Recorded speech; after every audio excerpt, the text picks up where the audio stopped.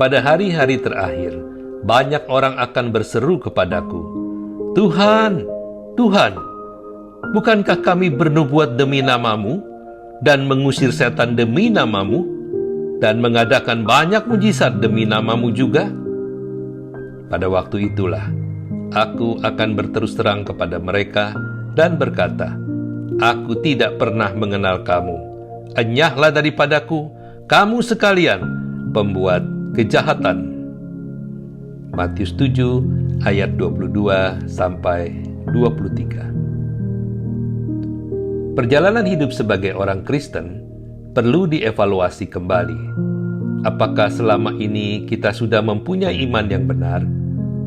Ada kemungkinan tanpa sadar kita menjalani hidup kekristenan seolah-olah sudah benar, tetapi ternyata salah, bahkan salah total. Apakah selama ini iman kita sudah bertumbuh dengan sehat atau tidak?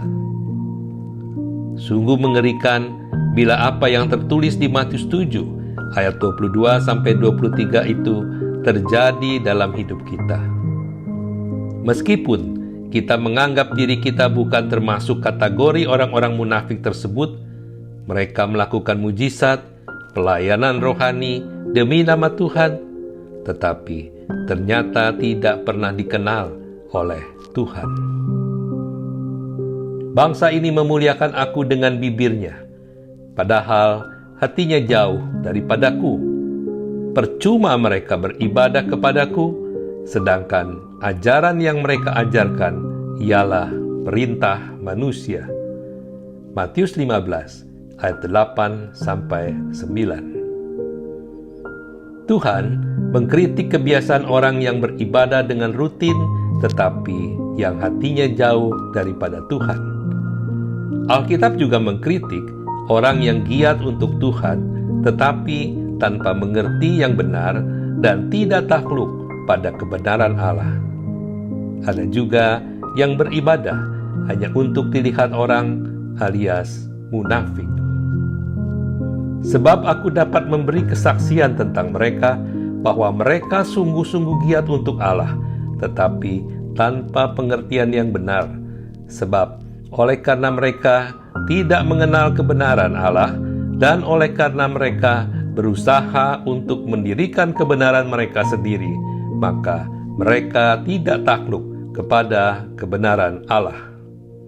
Roma 10 ayat 2-3. Yesus juga mengingatkan tentang bagaimana iman yang bertumbuh pada saat firman diberitakan sebagai benih yang jatuh di pinggir jalan, ke tanah yang berbatu-batu, dan ada yang ke dalam semak duri. Lukas 8 ayat 12-14. Ada pula iman yang spiritnya sama dengan spirit penyembahan kepada berhala. Meskipun menyembah Kristus, namun spiritnya menyembah Kristus sebagai berhala, bukan sebagai Tuhan. Memperalat Kristus hanya untuk memenuhi segala keinginan pribadinya demi kesuksesannya, kesehatannya, kekayaannya, keberuntungannya, dan lain-lain. Bukan untuk tunduk pada kehendak Kristus. Spirit ibadahnya adalah antroposentris atau berpusat kepada manusia. Semuanya merupakan tanda peringatan bagi kita semua. Iman macam apakah yang kita miliki selama ini?